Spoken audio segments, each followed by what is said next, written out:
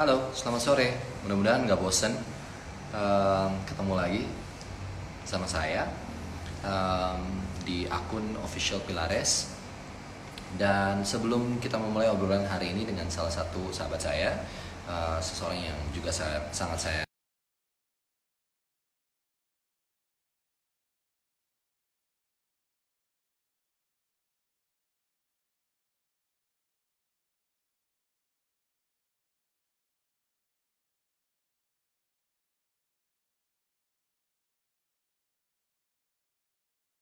sekali lagi untuk semua perempuan, selamat Hari Kartini.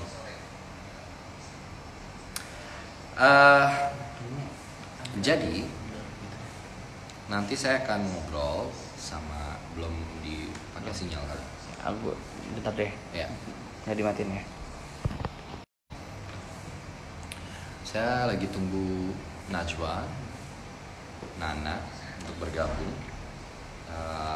ngobrol-ngobrol bareng tentang kemanusiaan, tentang figur perempuan, peran perempuan di situasi seperti ini, menanyakan kabar pastinya, dan mungkin akan ngobrol-ngobrol sesuatu yang mudah-mudahan tidak terlalu serius, tapi bisa cukup bermanfaat buat semua yang mendengarkan.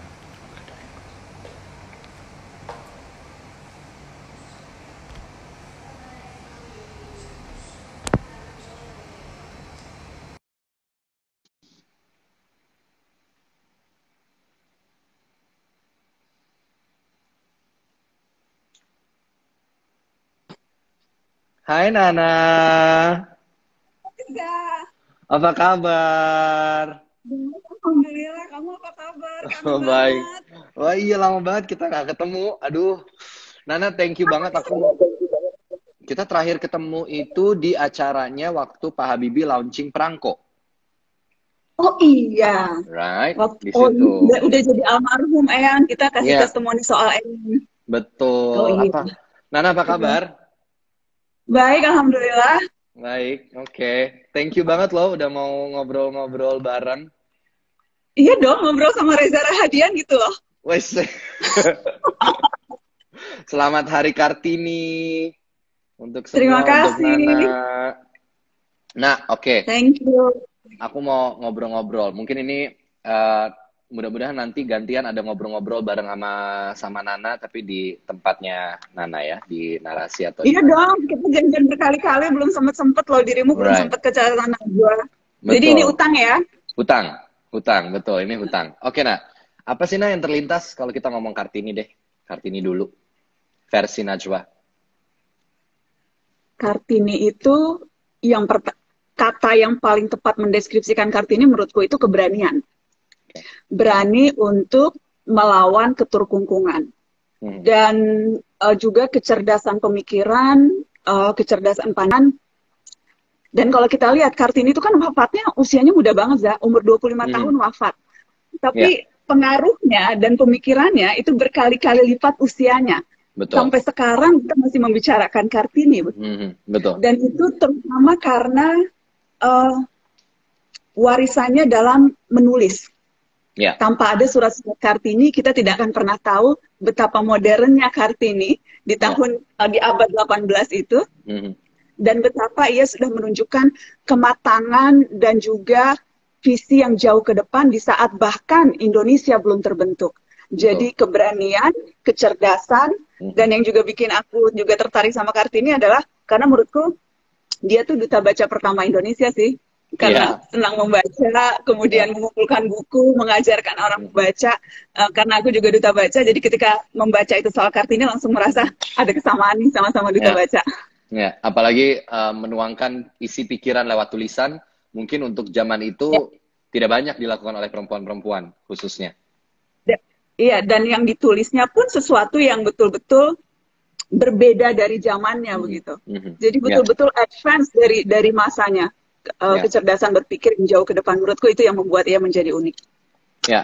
Nana, di saat situasi seperti ini, di tengah pandemi, kemudian kita mengalami banyak kesulitan, pasti dirasakan juga oleh em, perempuan yang mungkin harus memikul beban yang cukup berat sebagai seorang Ya. ibu, kemudian pekerja juga, apalagi untuk teman-teman medis yang mungkin saat ini berjuang di garda depan, pasti nggak mudah gitu ya.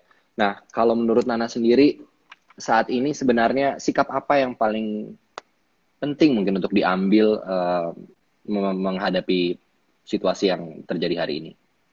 Sebagai seorang perempuan tentunya. Menurut saya, di tengah situasi yang memang berat, sesungguhnya perempuan punya banyak kualitas yang membuat kita uh, memang lebih tangguh Betul. dibandingkan dengan pria, Mhm. dan juga kemampuan kita untuk lebih berempati di saat dimana kita harus jaga jarak saat ini, jaga jarak dengan orang, tetapi menjaga jarak Mhm. itu hanya terbatas fisik, penting untuk kita Ya. terus dekat menjaga kemanusiaan. Dan menurut saya perempuan dengan kualitas-kualitas yang memang kerap kali melekat pada identitasnya sebagai Ya. perempuan, lebih empati, lebih bisa Ya. mendengarkan orang lain, lebih mudah tersentuh. Betul. Bagaimana juga perempuan itu terbiasa multiperan, menjadi ibu sekaligus juga menjadi pekerja atau menjadi freelancer, menjadi menantu, menjadi ipar, menjadi Ya. pengurus POMG sekolah dan sebagainya. Terbiasa dengan multiperan. Ya. Dan situasi di mana situasi pandemi ini membutuhkan kita untuk melakukan lebih dari apa yang biasa kita lakukan. Karenanya kalau kita lihat ada banyak sekali pejuang-pejuang perempuan yang menonjol karena kualitas-kualitas yang memang melekat pada dirinya sebagai perempuan, dan juga karena selama ini sudah biasa melakukan banyak peran, bukan hanya semasa pandemi atau wabah ini. Betul. Nana, di tengah situasi kayak gini kan kita tahu tadi Nana juga bilang tentang peran perempuan terhadap kemanusiaan. Nah, gema kemanusiaan ini sepertinya cukup menggema di tengah pandemi ini. Artinya kita melihat cukup banyak partisipasi publik dalam respon pandemi yang sekarang ada, saling membantu, saling menolong, dan lain-lain. Tapi secara spesifik, apa pandangan Nana terhadap kebijakan-kebijakan yang mungkin saat ini sudah dibuat, dan apa rasanya, apakah sudah cukup berdampak untuk masyarakat banyak, atau sebenarnya perlu ada hal yang lebih konkret dan lebih detail dijelaskan kepada masyarakat? Ini menarik karena baru tadi pagi saya wawancara sama Presiden Jokowi. Jadi saya dapat kesempatan untuk wawancara dengan Presiden Jokowi. Itu wawancara eksklusif pertama yang diberikan Presiden Jokowi ke wartawan selama masa pandemi ini. Akan tayang besok malam, Za, di Mata Najwa seperti biasa jam 8 malam. Aku sekalian promo. Dan memang di situ saya banyak bertanya. Lalu, thank you. Dan di situ memang seperti yang tadi Reza bilang, aku banyak bertanya sekaligus menyampaikan masukan-masukan maupun kritikan-kritikan terhadap apa yang saat ini kita lihat tindakan dan kebijakan yang diambil oleh negara begitu. Di satu sisi kita paham ada 213 negara saat ini mengalami situasi yang sama. Pandemi ini bukan hanya terjadi di Indonesia tapi juga di negara-negara lain. Betul. Dan setiap pilihan yang diambil itu ada resiko-resiko yang memang tidak kecil. Ketika memutuskan untuk misalnya hari ini kan Presiden akhirnya bilang akan melarang mudik. Ya.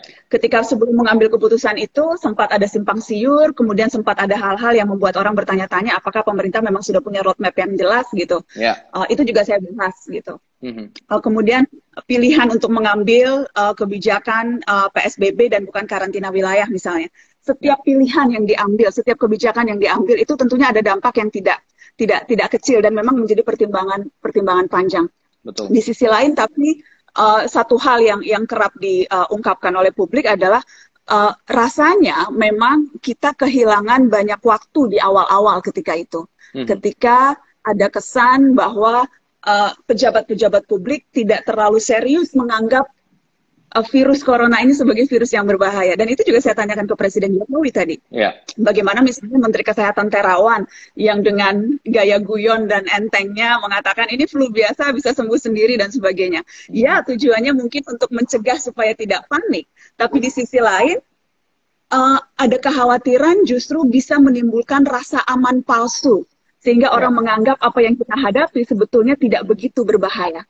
Ya. Jadi hal-hal itu yang saya diskusikan sama Presiden Jokowi tadi siang di Istana, dan menarik memang mendengarkan jawaban-jawaban Presiden Jokowi. Ada banyak hal yang saya tanyakan yang rasa-rasanya memang menjadi pertanyaan Reza juga, menjadi pertanyaan publik selama ini, melihat bagaimana selama 6 minggu ini pemerintah mengeluarkan berbagai kebijakan soal pandemi. Ya, Nana, aku kemarin sempat berdialog juga dengan Sekretari Jenderal YAPIC ActionAid, organisasi yang tempat aku bekerja, menanyakan kondisi di Italia. Waktu itu di Italia, Sekretari Jenderalnya berdomisili di sana.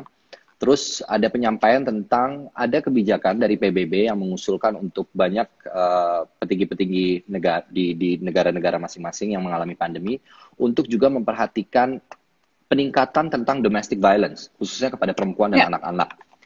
Apa pandangan Nana mungkin soal ini? Dan lagi-lagi memang kelompok yang paling rentan, terutama perempuan, itu yang kerap kali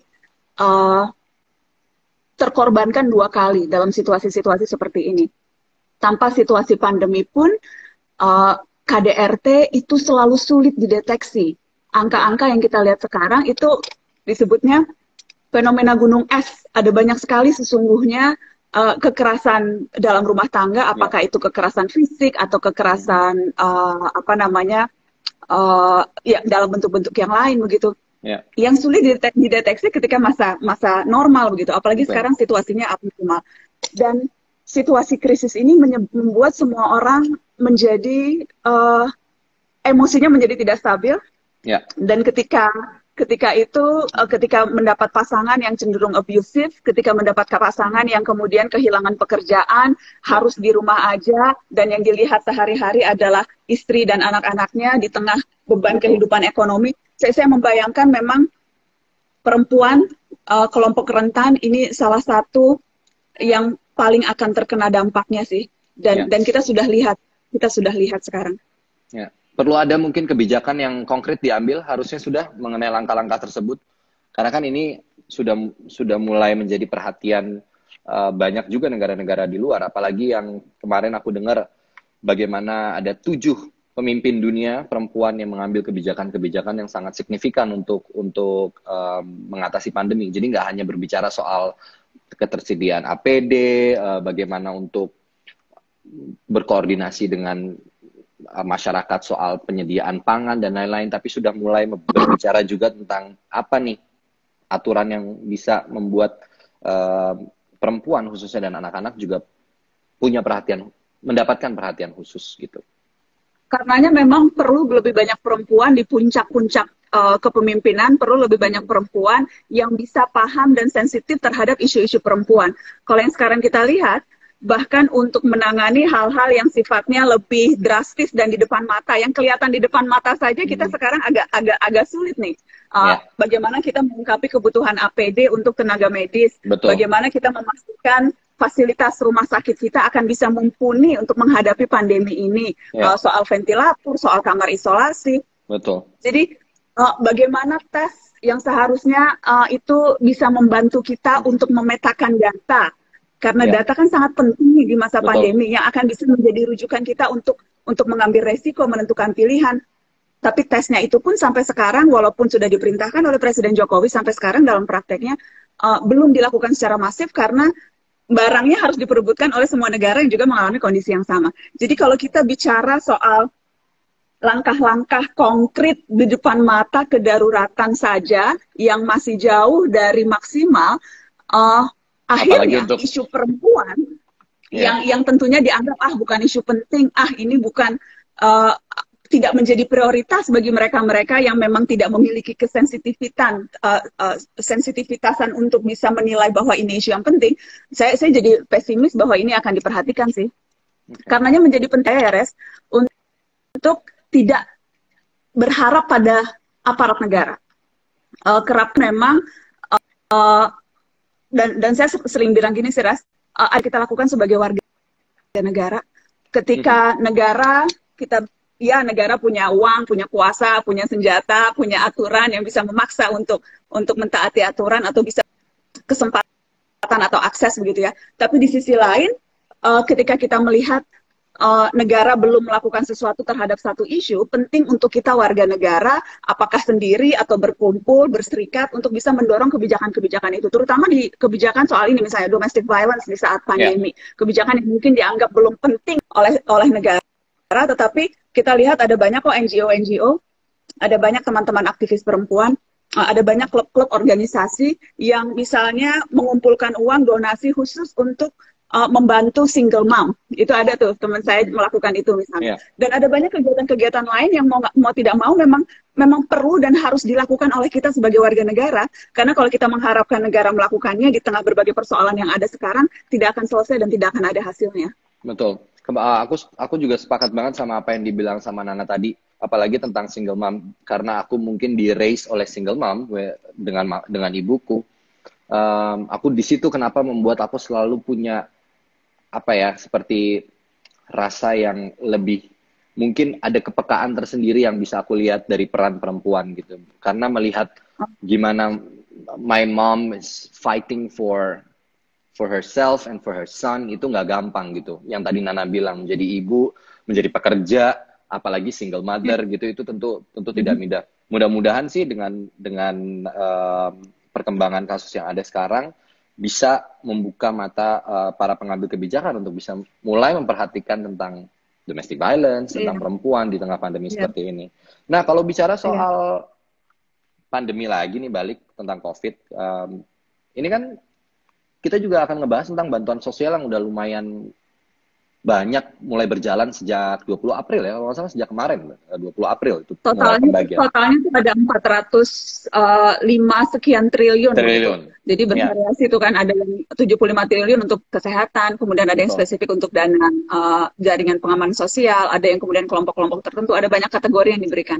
Ya, nah kemarin aku sempat ngobrol sama ketua RT di lingkunganku dan mendata. Terus ternyata ada satu problem yang ditemukan, yaitu data-data yang selama ini dipakai, yang akhirnya turun dari mulai kecamatan, kemudian ke RW, dan ke RT, ternyata adalah data-data yang juga udah lama, nak. Jadi banyak banget orang-orang sekarang yang sudah stay dan tinggal menetap hampir sekitar 2-3 tahun lebih di sekitar ini, nggak mendapatkan bantuan, padahal mereka sangat membutuhkan. Itu, Nana mungkin ada tanggapan soal... Dan ini selalu menjadi concern kita semua kan, kalau kita bicara soal jaring pengaman sosial. Soal bagaimana memastikan uang itu sampai ke pihak-pihak yang memang membutuhkan. Ada 1-2 kasus misalnya yang kita dengar di Jakarta yang bahkan penerima bantuannya kemudian mengembalikan karena merasa ada orang yang lebih berhak untuk menerima itu. Ya, jadi memang ini concern utama menurut saya untuk bisa memastikan yang betul-betul berhak bisa mendapatkan bagian itu, bagian yang sesungguhnya kalau dilihat-lihat atau dihitung-hitung itu jauh dari cukup kan, Zak? Yang didapatkan gitu. Iya.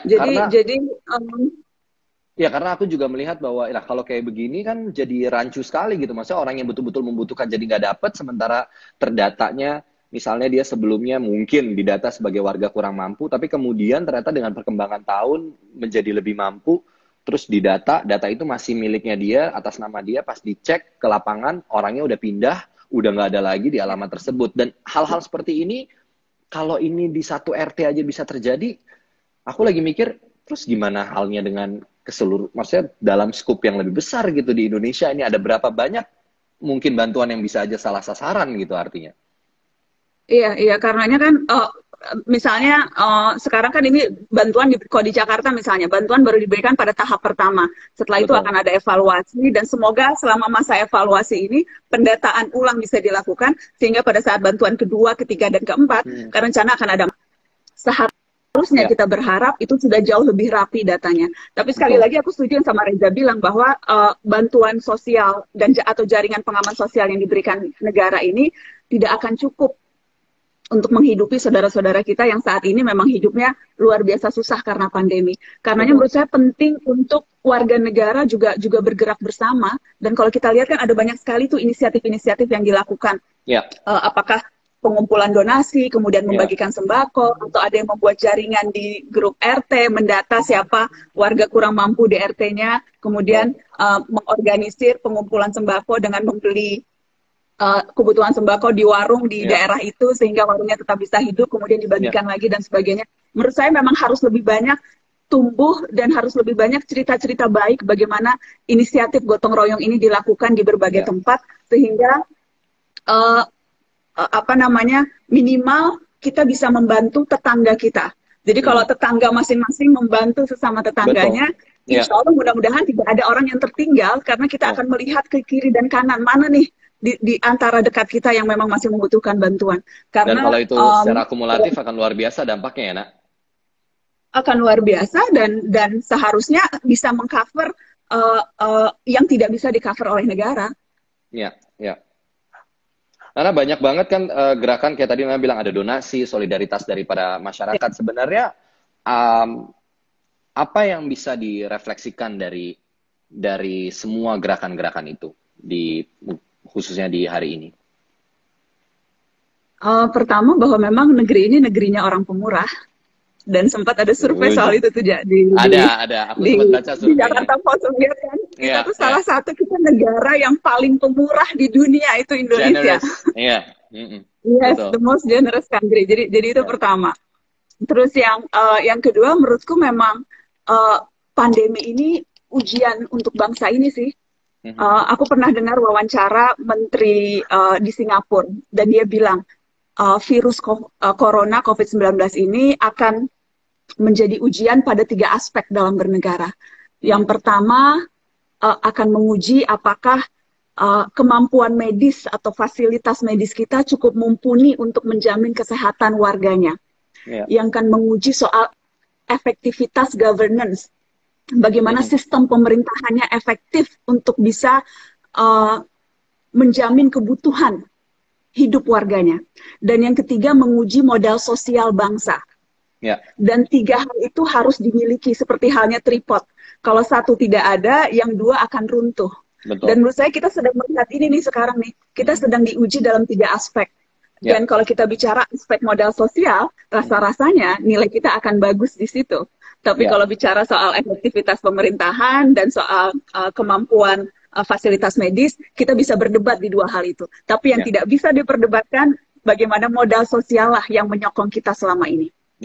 Nana, mungkinkah ini bisa justru berbalik menjadi pelajaran yang sangat berharga bagi pemerintah juga melihat bagaimana gerakan-gerakan ini berlangsung di tengah masyarakat? Justru mungkin ini memberikan pelajaran terbesar malah. Iya, besok tuh Mata Najwa judulnya itu pas banget dah kamu nanya judulnya itu ujian. Jadi aku lupa Jokowi diuji pandemi. Jadi tapi sebetulnya ini bukan hanya ujian bagi pemimpin negeri, tapi ujian untuk kita semua. Dan memang sekali lagi orang akan bisa membandingkan karena pandemi ini tidak hanya terjadi di Indonesia tapi di seluruh negara. Betul. Dan sekarang informasi sudah begitu terbuka. Jadi kita bisa melihat dan merefleksikan, membuat refleksi begitu. Apa yang terjadi di negeri ini, bagaimana pemimpinnya mengambil tindakan, dan kemudian menengok ke sebelah. Situasi yang sama pernah dialami negeri ini, dan dia mengambil tindakan yang seperti ini. Seharusnya, karena ini terjadi di hampir seluruh dunia, kita bisa memetik pengalaman, kita bisa kemudian belajar.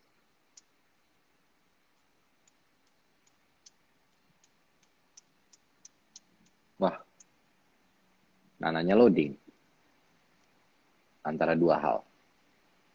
Low bat atau kenapa nih? Sinyalnya ya.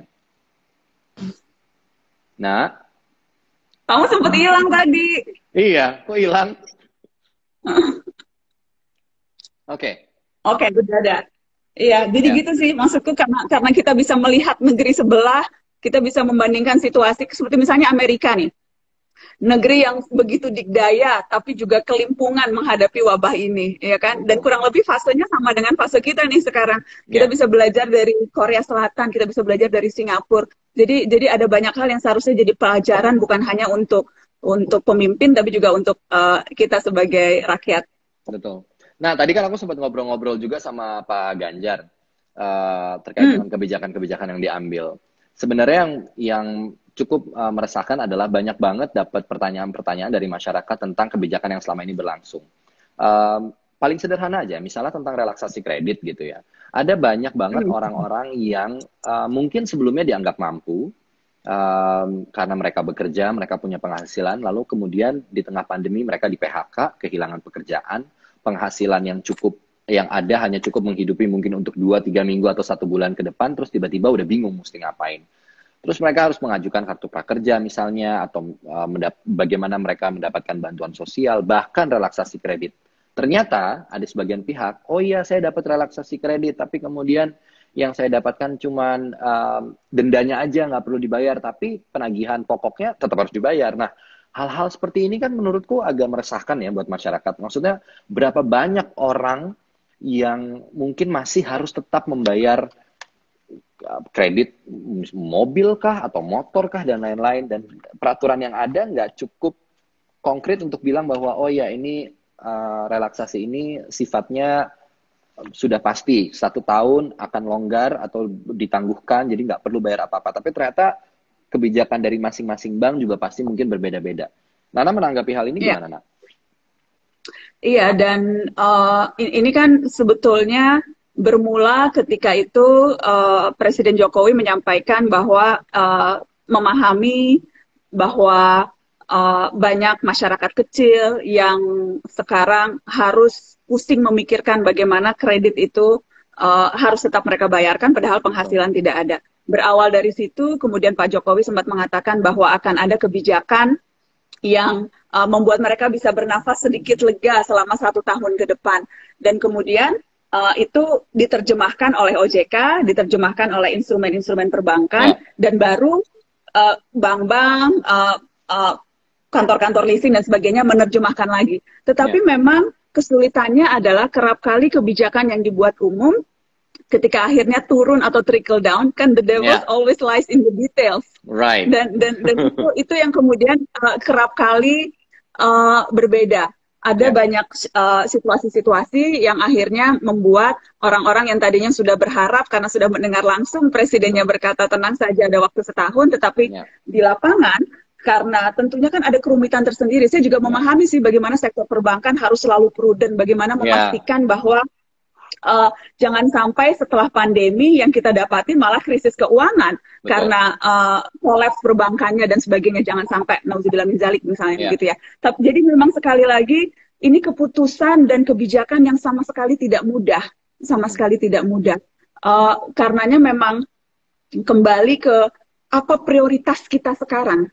Apa yang penting untuk dilakukan sekarang? Kalau bilang dua-duanya prioritas, maka tidak ada yang prioritas. Prioritas itu kalau kita harus memilih satu di antara yang lain. Betul. Dan itu juga kemudian yang kemarin, yang tadi siang saya tanyakan ke Presiden Jokowi, apa sih prioritas pemerintah sekarang, Pak Jokowi? Apakah pemulihan ekonomi atau kesehatan masyarakat?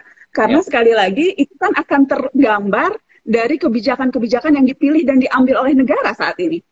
Dan berulang kali, 2 kali saya menanyakan itu ke Pak Jokowi, dan nanti malam teman-teman bisa menyaksikan, besok malam bisa menyaksikan langsung jawabannya. Tapi intinya Pak Jokowi mengatakan sejak awal selalu prioritasnya kesehatan masyarakat.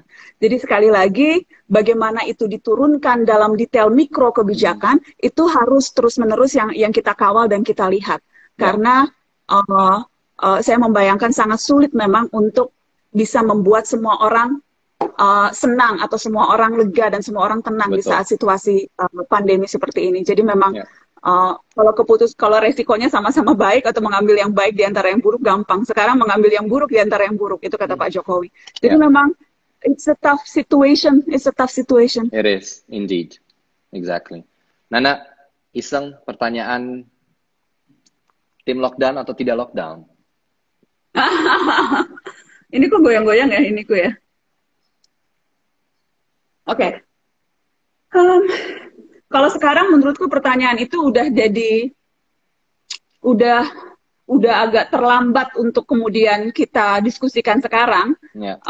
Kenyataannya di depan mata pilihan pemerintah PSBB, tapi itu pun belum efektif. Minggu lalu tuh aku wawancara supir ambulans, nggak tahu deh kamu sempat nonton cuplikannya nggak sih, yang supir ambulans DKI itu yang sampai nangis-nangis gitu di mata Najwa karena dia tolong di rumah aja, saya tuh setiap hari memakamkan puluhan jenazah gitu. Jadi kayak cry for help gitu dari supir ambulans DKI yang bingung kenapa Jakarta dini hari masih macet, padahal ini seharusnya lagi PSBB gitu. Tapi kenapa masih macet, kenapa masih rame ya? Karena orang masih nyari uang kerja di luar rumah. Pilihannya keluar rumah kena corona, di dalam rumah mati kelaparan. Kalau mau disimplifikasi sesederhana itu ya. Itu kan pilihannya seperti itu. Jadi yang mana nih yang harus dilakukan? Ya. Kalau karantina wilayah harus ada budget negara yang cukup untuk menjamin, bukan hanya menyediakan akses terhadap kebutuhan rakyat loh, menjamin kebutuhan rakyat. Dan tadi Ya. saya juga tanyakan itu ke Pak Jokowi, apakah kita punya uang? Apakah memang negara punya uang? Dan ada hitung-hitungan yang menarik. Kalau saya tidak salah Pak Jokowi bilang sebetulnya sudah dihitung ketika itu. Yang dibutuhkan 500 miliar per hari hanya untuk Jakarta kalau kita mau karantina wilayah. Kalau untuk Jabodetabek itu bisa sampai Wow. 1,5 triliun per hari. Mhm. Mudah-mudahan saya tidak salah, tapi teman-teman bisa nonton besok malam untuk memastikan angka yang disebutkan Pak Jokowi. Ya. Nah, jadi memang um, Ya, it is. It is ini very tough. sesuatu yang sulit begitu, sesuatu yang sulit. Tapi memang uh, apa namanya, kalaupun sudah mengambil satu kebijakan, ya kita berharapkan kebijakan itu dilakukan secara konsisten. Ketika Ya. sudah mengambil PSBB, jangan lagi lah ada beda-beda peraturan. Ketika dibilang ojek online boleh ngambil penumpang, terus tiba-tiba dibilangnya tidak boleh ngambil penumpang. Ketika dibilang semuanya harus nggak beroperasi kecuali 8, keluar lagi surat edaran Kementerian Perindustrian yang memperbolehkan perusahaan-perusahaan di luar 8 yang sudah dikecualikan. Ya. Jadi kalau memang mau PSBB ya harus konsisten, memastikan semuanya satu taat dan satu haluan yang sama begitu. Ya. Dengan begitu publik akan bisa melihat wah pemerintah memang serius dan kita rela di rumah aja, tetapi please juga make sure saudara-saudara kita yang lain juga bisa terjamin kehidupannya. Jadi memang menurut saya yang penting konsistensi sih ketika sudah mengambil satu kebijakan. Ya, konsistensi dalam mengambil kebijakan memang rasanya di momen seperti ini itu yang paling ditunggu-tunggu juga oleh publik. Karena kan mereka juga bergantung dengan policy-policy yang ada dan muncul di kemudian hari. Dan keluhan soal ego sektoral ini disampaikan oleh Ketua Gugus Tugas sendiri loh, Pak Doni Monardo, yang secara belak-belakan bilang ego sektoral itu masih ada. Dan kebayang nggak sih di saat kedaruratan masih mikirin ego sektoral dan tidak ada urgensi, seolah-olah yang kita hadapi itu business as usual gitu. Jadi menurut saya wajar kritikan itu disampaikan begitu. Karena ya sekali lagi kita ingin pengorbanan yang sudah diambil oleh negara maupun oleh warga negara itu juga tidak akan sia-sia begitu. Ya. Nana, saat ini di rumah situasinya seperti apa? Udah berapa lama karantina di rumah? Terus ngapain aja? Najwa Shihab di rumah? Aku malah tambah sibuk tahu sejak di rumah aja. Aku tuh udah hampir 5 minggu ya, udah 5 minggu sejak tanggal 16 Maret udah di rumah aja nggak keluar. Keluar cuma seminggu sekali pas Mata Najwa karena harus siarannya terus dari studio. Dan tadi keluar karena ke istana wawancara Pak Jokowi di istana. Tapi sebenarnya benar-benar di rumah. Dan selama di rumah aja nih aku merasa jauh lebih sibuk sih. Nggak tahu sih kalau kamu gimana karena kayak meeting terus gitu. Bikin konten, meeting. Kalau kita kan biasanya kalau meeting waktu belum di rumah aja ada waktu tuh antara satu tempat meeting ke tempat meeting yang lain. Kalau sekarang tuh kayaknya bikin jadwal meetingnya juga mepet-mepet terus, jadi kayak nggak ada, there's no time untuk break. Kalau aku malah mungkin kebalikannya ya, karena kalau pekerja seni kan memang untuk istilah work from home tuh agak sulit, karena memang kami bekerja ya di lapangan gitu ya. Jadi betul-betul ya total kegiatannya berkurang jauh sih, berkurang jauh sekali. Sangat. Tapi kamu produktif banget, sering wawancara, sering banyak bikin konten dan sebagainya. So you've been very productive. Well, thank God karena mungkin waktunya aku bisa isi untuk itu dan aku berpikir memang kemarin akhirnya karena mendengar banyak sekali mungkin informasi-informasi yang masih dibutuhkan, jadi kayaknya nggak ada salahnya kali ya platform ini menjadi salah satu bagian untuk bisa memberikan informasi-informasi yang mungkin mudah-mudahan bisa cukup bermanfaat buat publik gitu, buat masyarakat secara luas. Karena aku nggak ngerasa aku bisa ngapain lagi ya selain itu gitu. Mesti kalau di rumah aja juga nggak ngapa-ngapain, kok rasanya kayak wah sangat tidak produktif sekali gitu. Jadi mudah-mudahan ya hal ini yang bisa dilakukan saat ini gitu, walaupun belum bisa syuting. Gitu. Jadi aku tunggu kapan kita bisa ngobrol-ngobrolnya ya. Iya, kemarin tuh aku sempat lihat yang ada Oprah itu sama Teh Happy. Itu jadi rekaman atau gimana sih? Itu seru banget kalau aku sempat lihat rekaman yang waktu itu aku nonton kan? Iya, rekaman. Jadi itu rekaman Bunga Penutup Abad tahun 2016 yang sama Happy Salma. Terus dibeli oleh Galeri Indonesia Kaya untuk ditayangkan dan uangnya itu dibagikan kepada tim teaternya Titi Mangsa Foundation gitu untuk ngebantu mereka dalam hal sembako dan lain-lain. Gitu sih sebenarnya. Jadi 2 hari. Nanti akan ada lagi pertunjukan yang lain kayaknya. Perempuan-perempuan high reel akan ada live streamingnya juga nanti. Wah, keren. Terus aku gak sempet nonton tuh yang perempuan-perempuan high reel. Ya, mungkin nanti kalau ada nanti aku Kabarin ya. kabarin. Yes. Dan aku tunggu undangannya untuk gantian ngobrol-ngobrol di kamu. Oke, bener ya. Iya. Nah, apa? Yes. Kenapa, Nak, tadi? Enggak apa-apa. Enggak apa-apa.